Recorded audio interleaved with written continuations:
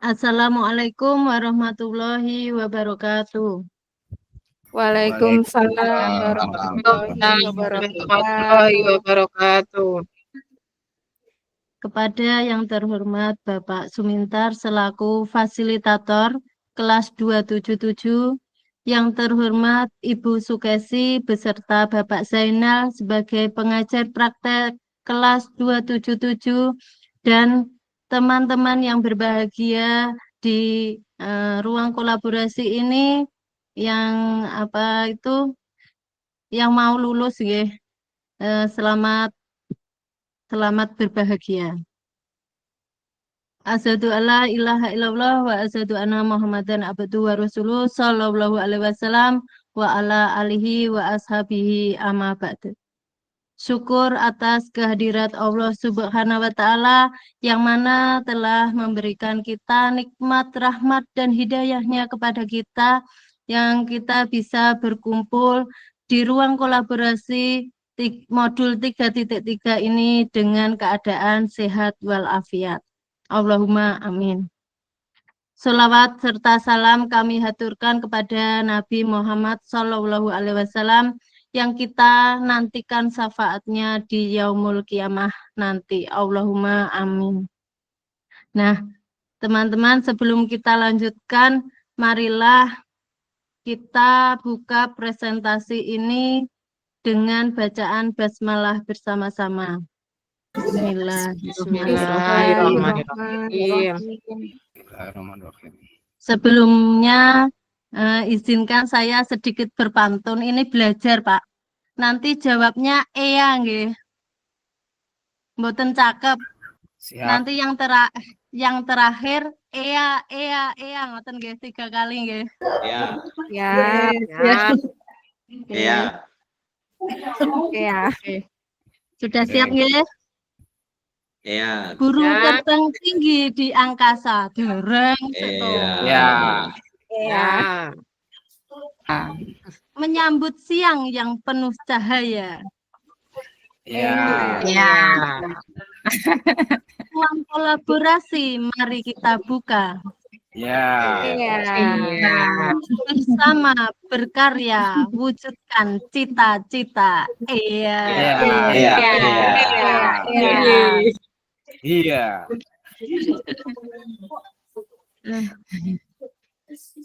Di sini terima kasih teman-teman. Di sini perkenalkan, sudah kenal semua nggih. Saya sebagai moderator akan memandu jalannya presentasi hasil diskusi kelompok kami di modul 3.3, yaitu pengelolaan program yang berdampak positif pada murid.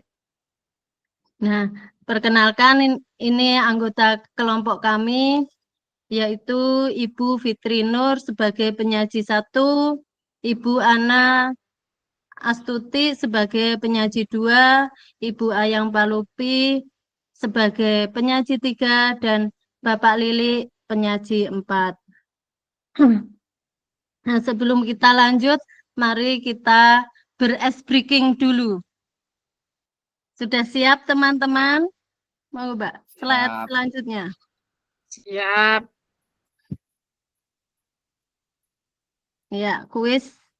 Nah, apakah dia jauh di mata, dekat di hati? Napa niku? Ayo. Suami, Mbak. Jawab. Napa? Apakah dia yang jauh di mata, dekat di hati? Suami. Suami. Nggih. Kalung. Mari kita lihat jawabannya. Usus, Bu. Iya. Di mata, dekatnya di hati. Iya. Iya. Selanjutnya, binatang apakah yang seluruh anggota tubuhnya di kepala? Tumo, Bu. Babi. Babi. Seluruh anggota tubuhnya di kepala. Kutu rambut, Bu. Tuh rambut. Katanya, ayo. Jawabannya adalah ding ding ding ding ding ding ding ding ding, ding. Iya. Niki. Next, Mbak. 100 untuk Pak Beng dan Pak Deva. Sayang. Sudah ganti. Di slide-nya Bu Rina belum ganti ya? Berubah ya? Pertanyaan berikutnya. Berarti aku sing kok berubah. Ya, selanjutnya. Oh, pertanyaan. Pertanyaan selanjutnya. Tukang gali kubur. Apa yang Monggo. kalau dipanggil dia menjenguk ke atas? Tukang gali kubur. Tukang genteng. Penggali kubur. Tukang gali kubur. Ya, pintar Pak Deva. 100 untuk Pak Deva. Oke, terima kasih, tepuk tangan buat kita semua.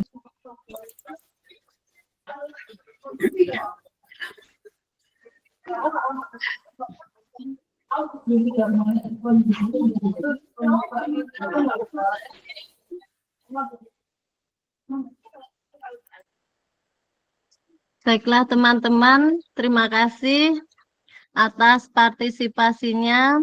Di sini saya akan membacakan yaitu program atau kegiatan sekolah yang berpihak terhadap murid. Yang pertama adalah intrakurikuler, di mana kegiatan pembelajaran intrakurikuler adalah kegiatan yang ada di dalam kelas dan berfokus pada capaian kompetensi akademik siswa. Yang kedua adalah kokurikuler, yaitu kegiatan yang dilakukan di luar jam pelajaran, walaupun masih di luar jam pelajaran, ini biasanya kita masih dalam kegiatan pembelajaran ya, walaupun ada di luar jam pelajaran. Itu contohnya adalah P5. Terus ekstrakurikuler, yaitu kegiatan di luar jam pelajaran. Kegiatannya untuk mengembangkan bakat, minat, dan keterampilan. Next. Untuk slide selanjutnya akan disampaikan oleh Ibu Nur sebagai penyaji 1. Monggo Ibu Nur. Terima kasih Bu Rina. Kepemimpinan murid atau student agency adalah kapasitas seseorang untuk mempengaruhi fungsi dirinya dan arah jalannya peristiwa melalui tindakan-tindakan yang dibuatnya. Student agency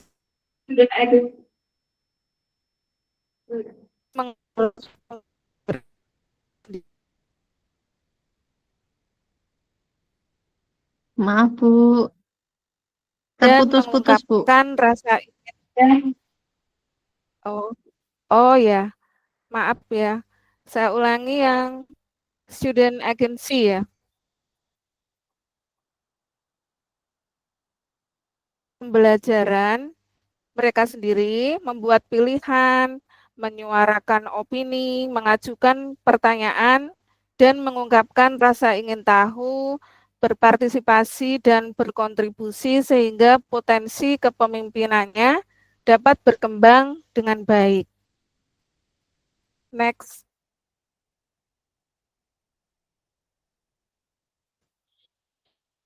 Sifat inti human agency.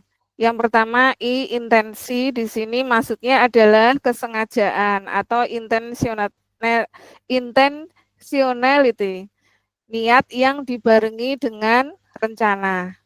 Nah, di sini ada kesengajaan ya, karena memang diniatkan dengan ada perencanaan. Yang kedua, visi, pemikiran ke depan. Pemikiran ke depan yang bukan hanya sekedar rencana, tetapi diikuti motivasi tindakan. Yang ketiga, A, yaitu aksi. kereaktifan diri atau self-reactiveness, menginstruksi aksi atau tindakan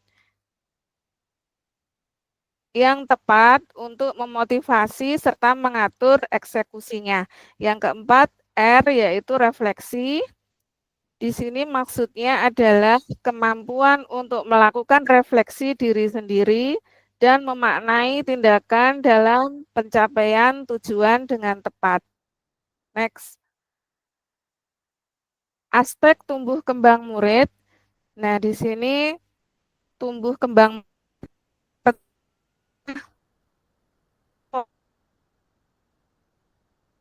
dasar yang diekspres berkontribusi pada proses pengambilan keputusan. Yang kedua, pilihan atau choice, peluang yang diberikan kepada murid untuk memilih kesempatan-kesempatan dalam ranah sosial, lingkungan, dan pembelajaran. Atau ownership, di sini sesuatu yang berkembang dalam proses yang menyiratkan tanggung jawab. Next. Ada 7 karakteristik lingkungan yang menumbuhkan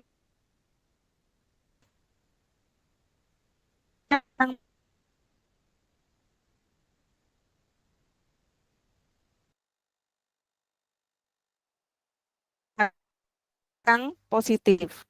Yang kedua, lingkungan yang mengembangkan keterampilan berinteraksi sosial secara positif, arif dan bijaksana. Yang ketiga, lingkungan yang melatih keterampilan yang dibutuhkan murid dalam proses maupun non-akademik. Yang keempat, lingkungan yang melatih murid untuk menerima dan memahami kekuatan diri, sesama, serta masyarakat dan lingkungan sekitarnya. 5.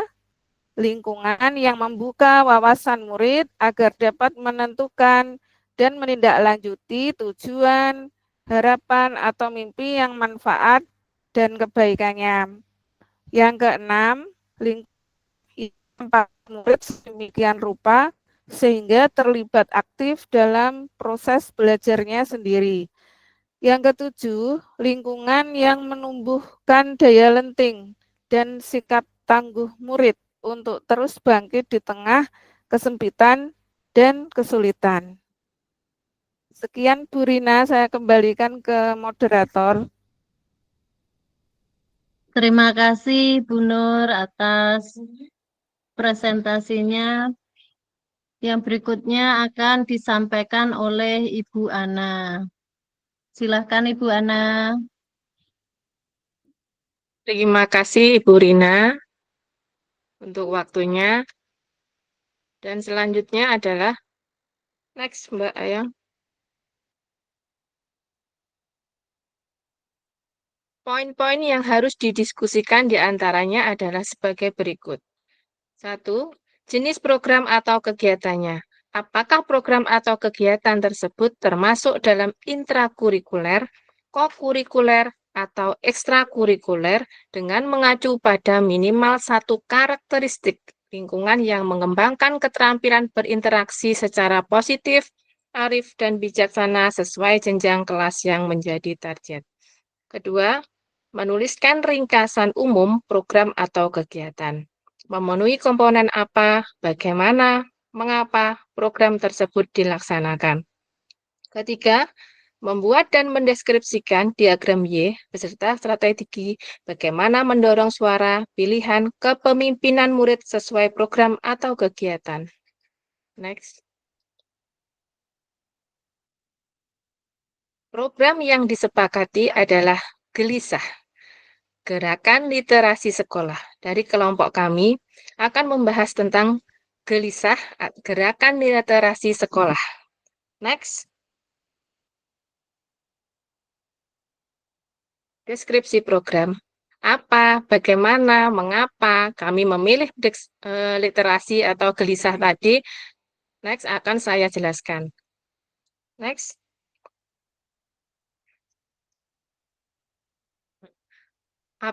Program apa itu Gelisah? Yaitu, Gelisah adalah gerakan literasi sekolah yang merupakan contoh dari kegiatan kokurikuler yang inisiatif yang ditujukan kepada siswa untuk meningkatkan kemampuan literasi, terutama dalam membaca dan menulis karya dalam bentuk tulisan, puisi, teks cerita, dongeng, dan lain-lain. Di sini saya sudah menerapkan program Gelisah ini dan bagaimana selanjutnya? Next.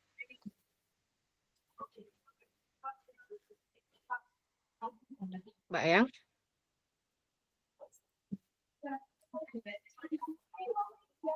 Dan bagaimana program Gelisah itu?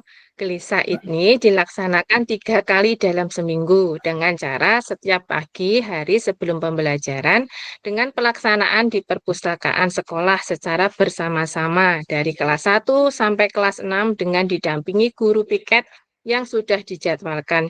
Jadi begini Ibu-Ibu, jadi ini kan sudah saya terapkan, kami terapkan di SD saya, SDN Banget 1. Dan ini sebelum pembelajaran dimulai, kami dari sekolah kami itu, kepala sekolah membagi hari juga, piket juga itu, 1 hari itu ada dua guru yang piket untuk mendampingi program ini, program Gelisah ini. Jadi anak-anak kelas 1 sampai kelas 6 itu dikumpulkan di perpustakaan, setelah itu membaca buku yang mereka pilih sesuai dengan keinginan mereka, dan setelah membaca itu nanti di akhir itu pasti ada, akhir kegiatan itu ada tanya jawab. Jadi judulnya apa? Jadi setiap anak itu menyimpulkan atau mendeskripsikan apa yang sudah dibaca itu dari sumber bacaan yang dia baca. Begitu Ibu, jadi belum pembelajaran. Setelah senam, kita literasi. Begitu. Terima kasih. Next, Mbak Yang.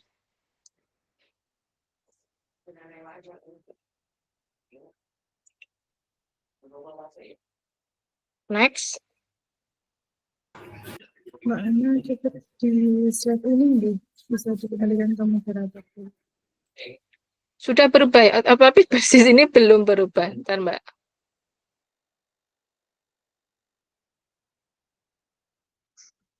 Oke, Ibu Ana, terima kasih Jadi waktunya. program Oh Oh iya. iya.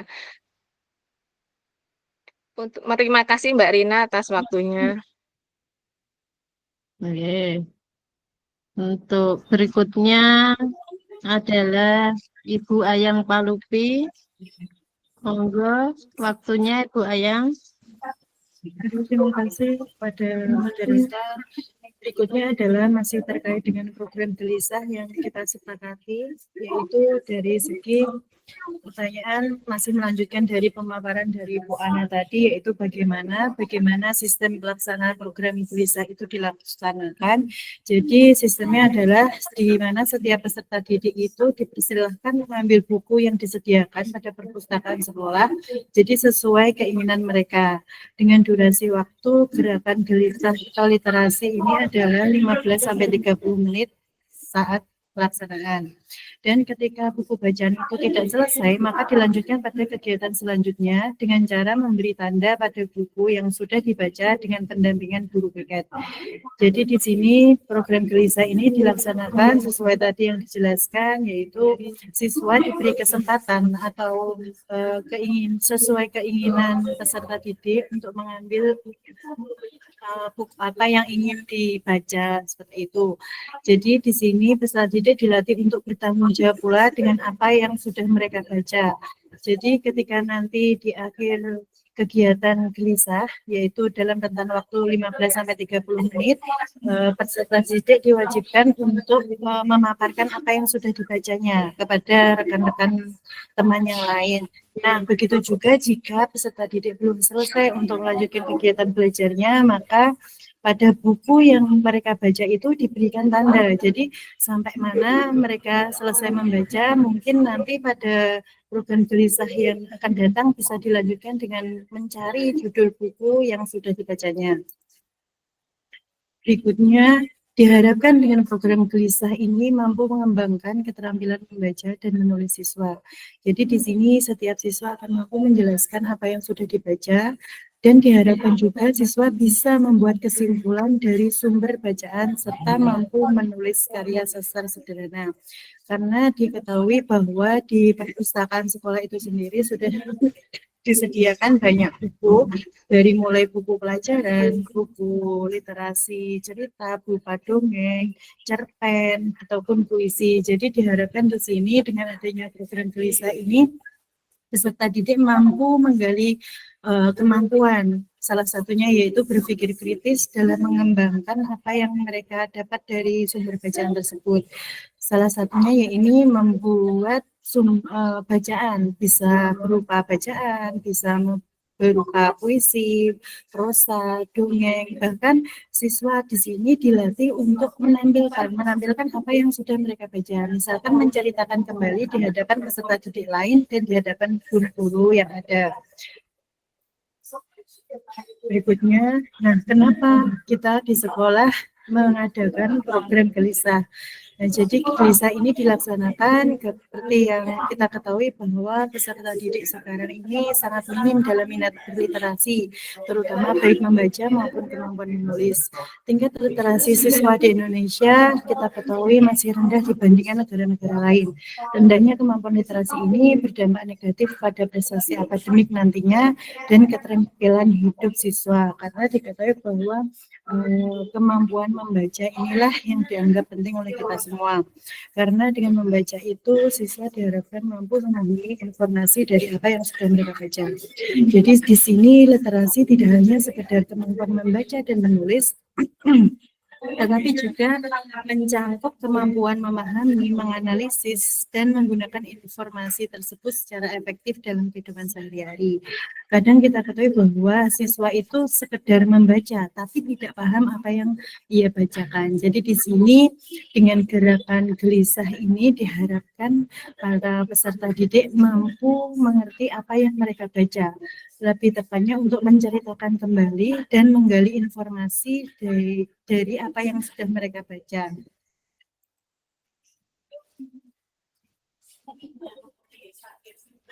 Berikutnya saya kembalikan kepada moderator.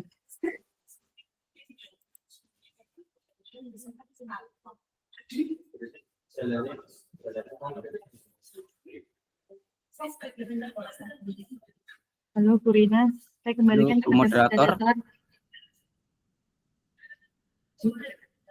Iya Bu Ayang, terima kasih waktunya. Selanjutnya yaitu Bapak Lilik, monggo dilanjut. Terima kasih atas waktu yang telah diberikan Bu Rina selaku moderator. Kami di sini akan melanjutkan dari apa yang disampaikan tadi Bu Ayang, mengapa program gelisah ini dicanangkan atau dilaksanakan. Menambahkan sedikit sebelumnya tadi yang disampaikan oleh Bu Ayang bahwa di negara kita, di Indonesia itu rendahnya literasi murid. Dalam hal ini ditunjukkan dengan data global di PISA itu, program internasional student assessment, yaitu kita Indonesia itu baru sampai peringkat 69 dari 81 negara yang telah dinilai atau disurvei oleh PISA. Nah, berikutnya juga data dari di Asia Tenggara, di ASEAN itu tingkat literasi kita itu sempat merosot Bu, kita flashback kembali di waktu pandemi kemarin, terakhir di tahun 2022 itu kita dari ASEAN tuh kita ranking, kalau tidak salah itu ranking 3 dari bawah. Kita tuh sempat di bawahnya Vietnam itu untuk tingkat literasi kita. di tahun ini walaupun sudah ada peningkatan, kita di ASEAN itu sudah peringkat 3 di bawah Singapura kalau nggak salah. Yang pertama itu Brunei, Singapura, terus Indonesia.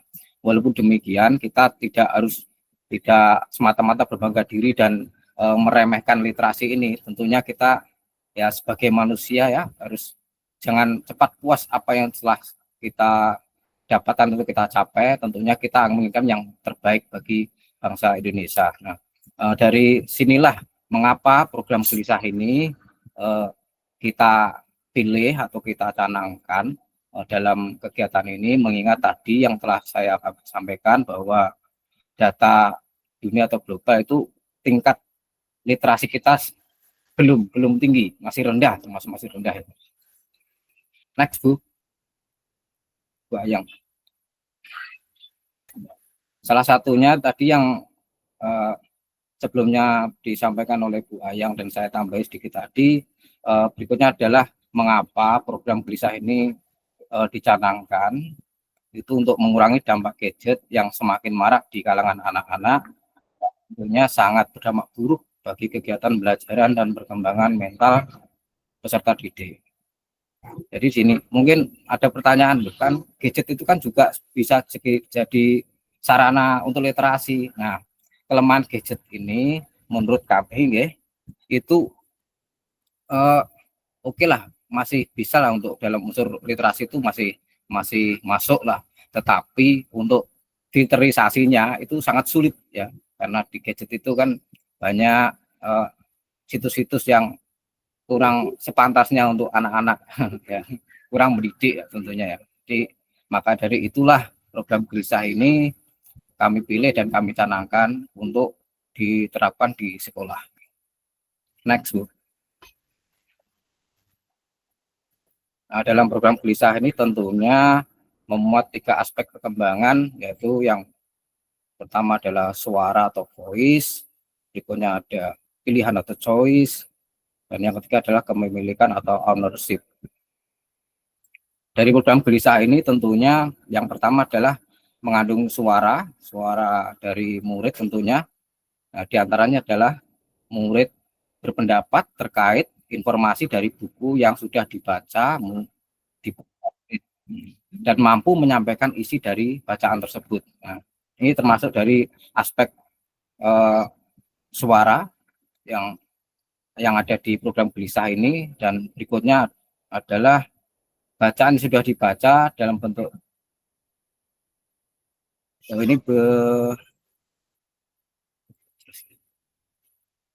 Oke, lanjut ke berikutnya aspek pilihan atau choice.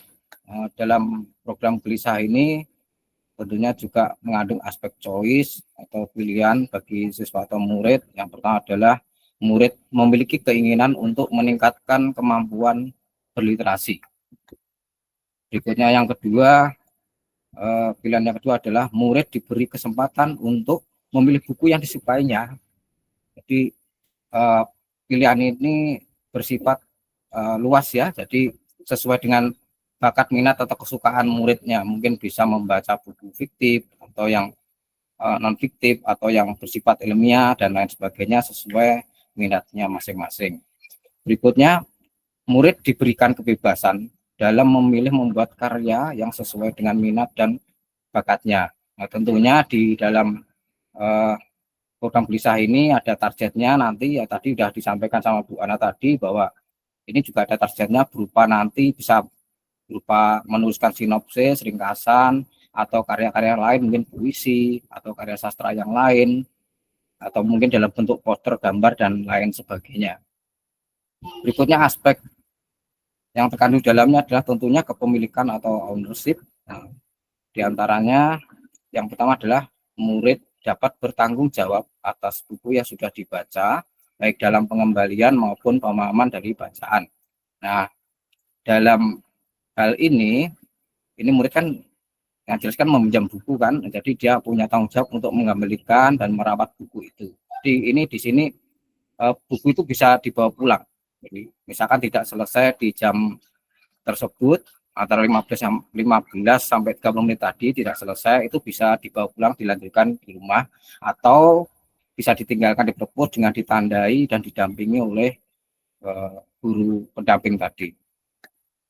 Yang berikutnya adalah aspek kepemilikan yang terkandung di dalam program gelisah ini adalah murid menampilkan hasil karyanya dalam mading sekolah dan melakukan demonstrasi di depan teman dan guru.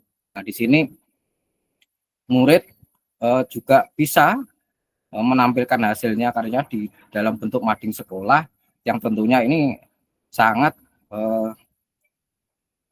membimbing murid dalam aspek kepemilikan ya. Jadi murid itu merasa memiliki atas program ini dengan mungkin dengan bisa dituangkan inspirasinya melalui bentuk mading atau mungkin poster atau pajangan-pajangan lain yang bermanfaat bagi sekolah.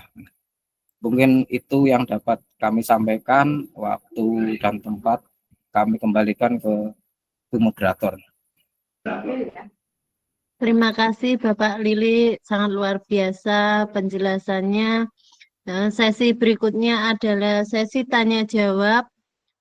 Monggo yang mau bertanya 2 pertanyaan dahulu. Sinten Rian? Iya, Bu Imelda. Oke, terima kasih Bu Rina. Terima kasih kepada kelompok 2 sudah mempresentasikan programnya dengan sangat baik. Saya tertarik juga dengan literasi ini ya, mengingat tadi seperti yang sudah disampaikan bahwa minat baca dari anak-anak kita sangat rendah sekali. Nah, dengan adanya program yang sangat bagus dan terencana seperti ini, tentunya akan sulit untuk mengawali ketika anak-anak ini memiliki minat baca yang rendah. Nah, apa trik atau cara untuk menarik minat mereka untuk memulai program ini sehingga bisa berjalan dengan baik? Terima kasih. Ya, terima kasih Bu Imelda. Ini mungkin motivasi untuk anak ngoten nggih, Bu. Oke, bagaimana biar anak itu termotivasi, tertarik untuk bisa Ya, tertarik mengikuti untuk kegiatan ini. membaca. Ya. Oke. Terus yang kedua Bu Aristiana, monggo Bu. Oke, terima kasih Mbak Rina atas kesempatannya dan juga terima kasih kelompok 2 tadi sudah memaparkan dengan sangat jelas sekali, tapi ada yang perlu saya tanyakan karena saya anggap saya belum jelas tadi yang disampaikan oleh Bu Ana. Bu Ana tadi menyebutkan bahwa anak-anak disuruh menyimpulkan apa yang sudah mereka baca. Berarti anak-anak itu disuruh membaca, setelah membaca disuruh menyimpulkan dari apa yang mereka baca. Nah, pertanyaan saya, untuk sasaran program ini tadi mulai dari kelas 1 sampai kelas 6 ya. Nah, pertanyaan saya, untuk kelas 1, kelas 2, dan kelas 3, kalau kelas 3 itu mungkin sudah agak-agak bisa ya. Tapi untuk kelas 1 dan kelas 2, jika nanti disuruh menyimpulkan apa yang mereka baca, itu apa mungkin bisa seperti itu. Jadi untuk penerapannya untuk kelas rendah itu terutama kelas 1 dan 2 itu bagaimana? Kalau menyimpulkan kan jelas tidak bisa, apalagi ada saja pasti dalam satu kelas itu ada ya kelas 1 tapi membacanya belum lancar. Bahkan ada yang sudah kelas 2 tapi membacanya belum lancar. Itu penerapannya bagaimana? Seperti itu. Apa harus yang kelas bawah tadi disuruh membaca dilatih atau dibimbing gurunya hanya membaca saja. Jadi nggak usah menyimpulkan atau bagaimana penerapannya. Begitu Bu, terima kasih. Ya, terima kasih Bu Aristiana. 2 dulu nggih untuk sesi tanya jawabnya.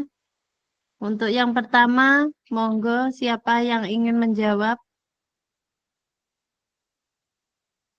Oh nggih, Pak Lili, monggo. Untuk Ibu Puri dan Mas Deva sabar nggih. Terima kasih waktu yang telah diberikan. Sangat luar biasa Bu Meda, pertanyaan yang sangat bobot dan bagus ya. Mohon izin untuk menjawabnya. Bagaimana cara menumbuhkan minat dan motivasi anak dalam kegiatan literasi? Tentunya ini adalah program Bu Melda. Ingat, ini adalah program sekolah. Program adalah sifatnya adalah wajib. Tentunya dari kewajiban inilah nanti akan membuat suatu kebiasaan dan akhirnya membudaya dan akhirnya berubah menjadi minat atau motivasi anak dalam membaca. Jadi ini adalah saya garisbawahi, ini adalah program, jadi sifatnya adalah wajib, jadi otomatis semua siswa itu harus mengikuti program ini. Otomatis nanti mungkin dari awal pertama itu asa terpaksa, nanti akan terbiasa dan akhirnya membudaya. Begitu Bu, dapat kami jawab. Mungkin Bu Melda mudah-mudahan puas dengan jawaban saya. Mungkin teman-teman ada yang bisa menambahkan atau ingin menambahkan, monggo dipersilahkan. Monggo Ibu Ayang yang mau menambah. Ya, terima kasih untuk waktunya. Di sini saya akan menambahkan terkait cara menumbuhkan minat dan motivasi anak dalam kegiatan berliterasi itu. Sebenarnya kegiatan gelisah ini sendiri pun kita susun dengan harapan mampu menumbuhkan minat dan motivasi peserta didik itu dalam kegiatan berliterasi. Misalnya yang pertama yaitu kita sebagai guru di dalam perpustakaan itu tentunya bagaimana menumbuhkan minat itu sendiri, yaitu yang pertama menyediakan beragam bahan bacaan. Kita memahami minat-minat peserta didik terlebih dahulu bagaimana. Jadi kan dipastikan perpustakaan atau disediakan pojok kaca di kelas itu memiliki buku-buku yang menarik bagi anak itu sendiri. Misalnya ada yang tertarik dengan buku cerita, komik edukatif, atau majalah, bahkan dengan buku digital. Seperti diketahui bahwa di sekolah sekarang kan banyak bantuan Chromebook ya, seperti itu. Itu pun jika bisa kita manfaatkan dalam penggunaannya, misalkan dalam sesi tersebut anak difasilitasi Chromebook tersebut untuk berliterasi, misalnya dipilihkan bacaan yang sesuai dengan tema yang relevan dengan kehidupan sehari-hari. Karena dengan pengalaman konkret di kehidupan sehari-hari, anak itu lebih mudah memahami. Jadi apa yang dibaca, misalkan anak itu bisa berfantasi dengan apa yang dibaca sesuai dengan usia dan minat mereka. Kemudian yaitu program tadi diadakan program itu juga menjadi wadah untuk meningkatkan literasi bukan hanya untuk anak, jadi diharapkan melibatkan guru dan orang tua bahkan siswa senior seperti itu. Jadi siswa-siswa di kelas atas bisa mengedukasi adik kelasnya untuk membaca seperti itu. Kemudian adanya klub baca. Tadi juga Gelisah itu merupakan wujud dari klub baca atau komunitas literasi sekolah yang sudah dibentuk. Jadi tentunya dalam penyusunan program tersebut itu sudah dipertimbangkan bagaimana pelaksanaannya dan dampaknya bagi siswa. Jadi di sini mungkin untuk meningkatkan minatnya pada suatu kegiatan atau pada kesempatan kita mendatangkan narasumber, misal untuk mendongeng atau begitu. Jadi disiapkan medianya juga gitu Bu. Selain mereka hanya membaca, mungkin nanti mendengarkan dongeng gitu pada suatu kegiatan. Itu saya kembalikan ke moderator. Oke, Bu Imelda sudah jelas. Ya, terima kasih karena sebenarnya saya juga ini menjadi permasalahan di saya ya, karena anak-anak sudah mulai besar tapi minat dan motivasi untuk membaca itu rendah sekali. Saya juga kesulitan di sini. Kalau tadi dari yang disampaikan Pak Lili itu dari awalnya terpaksa kemudian bisa menjadi kebiasaan dan dibudayakan itu dari memaksa itu juga ternyata kalau tidak ada tambahan yang disampaikan Bu Ayang bahwa kita harus menyediakan buku-buku yang menarik, saya rasa juga sulit untuk memaksa mereka untuk belajar membaca. Jadi terima kasih dari yang sudah disampaikan oleh Pak Lili dan Bu Ayang tadi sudah menjadi satu masukan untuk saya dalam menggerakkan literasi untuk anak-anak. Terima kasih. Ya, terima kasih Bu Imelda. Ini untuk pertanyaan yang kedua dari Bu Aristiana. Siapa yang ingin menjawab nih? Oh iya, Bu Ana. Oke, monggo Bu Ana. Ya, terima kasih Bu Rina. Tadi menjawab pertanyaan dari Bu Aristiana, nggih, Mbak Ristiana, nggih, tadi. Pertanyaannya Ya, kan Mbak. tadi kalau sela 1 dan 2 itu bisa menyimpulkan apa tidak. Begitu, nggih. Intinya Nggih, eh, nggih. kadang kan ada yang tadi sudah disampaikan kelompok kami kalau ada guru piket pembimbing itu 1 hari itu 2 guru, dan gunanya guru itu kadang kan juga ada ya, benar, ada yang lancar membaca dan belum lancar. Nah, makanya itu akan ada guru pembimbing itu yang belum lancar membaca biasanya dibimbing dibacakan dulu. Terus kalau yang udah lancar ya lancar, kalau yang itu kan dibimbing cara membacanya. Terus apa sih? Kadang terus anak yang kelas 1 dan 2 itu memilih buku ceritanya itu yang lucu-lucu, Mbak. Ceritanya itu buku yang tipis yang cerita itu, Mbak. Itu yang mudah dipahami. Jadi gambar-gambar itu kayak apa ya? Modelnya kayak komik gitu, Mbak. Itu bagus. Itu biasanya milih yang tipis-tipis yang ceritanya menarik, ada yang banyak gambar-gambar itu. Jadi anak itu seneng gitu. Jadi mengamati terus kadang bacanya tuh sampai dingklu gitu, Mbak. Benar-benar menghayati gitu. Itu yang sudah melanjut. Nah, karena alhamdulillah SD saya itu dapat buku langsung dari pusat Jakarta itu ada 10 kardus yang bermacam-macam judulnya. Jadi pihak kepala sekolah saya juga nggak tahu kalau ada bantuan seperti itu karena suruh ditelepon pun disuruh apa itu nggak merespon karena takutnya kan salah sasaran atau apa ya, sekarang kan apa penipuan apa gitu nggak tahu. Terus akhirnya saya ditelepon suruh ke sekolah. Jadi yang buku itu sudah datang ke sekolah, saya suruh mengecek ke sekolah itu, ternyata benar saya buka 1 kardus itu bermacam-macam, Mbak. Jadi judulnya tuh sangat-sangat menarik dan bervariasi. Jadi anak kelas 1, 2 itu milih yang tipis-tipis yang penuh gambar dan bercerita. Jadi anak-anak alhamdulillah bisa, Mbak. Jadi, oh ini loh Bu, ini contohnya kelinci dan apa itu. Ini kelincinya ini suruh ini Bu. Nah, itu berarti anak itu tertarik, Mbak. Tertarik tentang literasi itu membaca. Jadi ini mana ini, jadi dia tuh ternyata bisa menyimpulkan atau berceritanya tentang seperti komik itu bisa gitu. Alhamdulillah begitu. Jadi di pembimbing, Mbak. Jadi fokus kalau yang kelas 1 2 itu lebih fokus difokuskan lebih dulu karena benar ada yang lancar membaca dan ada juga yang belum bisa memahami teks sederhana. Begitu, Mbak Puri. Pripun, Mbak Puri? Monggo Bu Aristiana pripun sudah jelas nggih. Oh, Ana, bukan Bu Puri. Bu Ana. Ya, Mbak Aristiana tadi yang tanya. Ya, Bu saya. Aristiana. Ya. Terlalu Jadi semangat. dari penjelasannya Bu Ana tadi bisa saya simpulkan berarti tadi untuk kelas bawah itu ada guru pendamping khusus.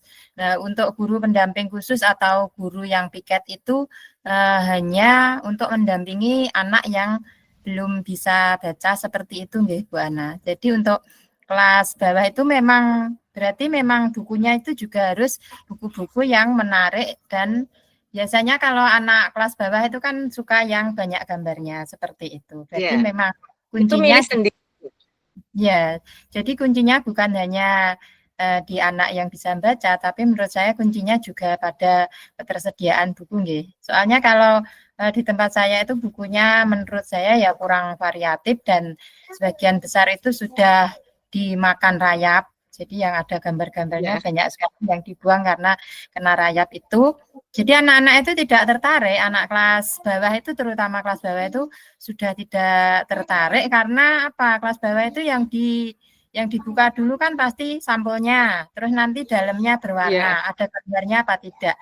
Kalau nggak ada gambarnya sudah tidak mau, apalagi yang bacanya belum lancar masih terbata-bata itu sepertinya enggan sekali membaca seperti itu Bu Ana. Iya, itu Mbak. Karena ya tadi alhamdulillah SD saya dari satu kecamatan dapat buku terus Mbak dan bermacam-macam judulnya itu. Nggih. Nggih, maaf nggih. Ibu Aristiana, terima kasih. Ibu Ana, nggih, nggih. Terima kasih Mbak Rina, Untuk Mbak Ana. waktunya, nggih. Langsung Ya, Bu saja Aris. sesi tanya jawab saya tutup, nggih. Maaf Ibu Puri sama tadi siapa ya, Mas Deva, nggih. Nggih. Kesimpulan Bu Mbak Ayang.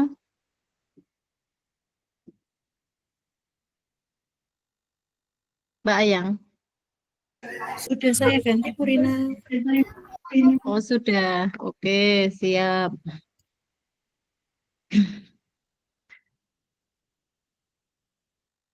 Bentar nih. Kesimpulan program pengelolaan yang efektif tidak hanya fokus pada pelaksanaan kegiatan, tetapi yang lebih penting lagi untuk memastikan setiap program memberikan dampak positif yang nyata bagi murid. Salah satu hal penting yang kami pelajari adalah kebutuhan murid sebagai pusat dari setiap program. Ini termasuk memahami kebutuhan emosional, akademik, dan sosial mereka, sehingga setiap kegiatan atau proyek dapat membantu pertumbuhan mereka secara holistik. Dalam penyusunan program yang berdampak positif bagi murid, perlu mempertimbangkan suara atau pendapat dari murid, pilihan murid, serta rasa kepemilikan murid terhadap program tersebut, dengan melibatkan murid secara langsung dalam penyusunan program tersebut. Nah, program ini dapat berjalan dengan diperlukan lingkungan yang mendukung, menumbuh kembangkan kepemimpinan murid, diantaranya pola pikir positif dan rasa emosi yang positif, lingkungan yang mengembangkan keterampilan berinteraksi sosial secara positif, lingkungan yang melatih keterampilan yang dibutuhkan murid dalam pencapaian tujuan akademik dan non-akademik, lingkungan yang melatih murid menerima dan memahami kekuatan diri sesama serta lingkungan di sekitarnya, lingkungan yang membuka wawasan murid, lingkungan yang menempatkan murid terlibat aktif dalam proses belajar, dan lingkungan yang menumbuhkan daya letting dan sikap tangguh bagi murid. Terima kasih.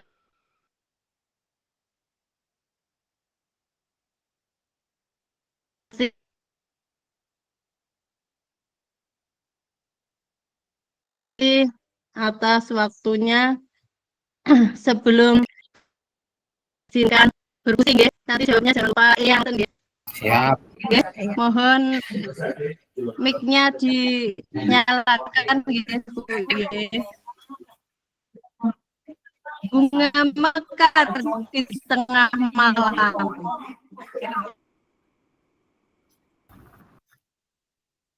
Ya.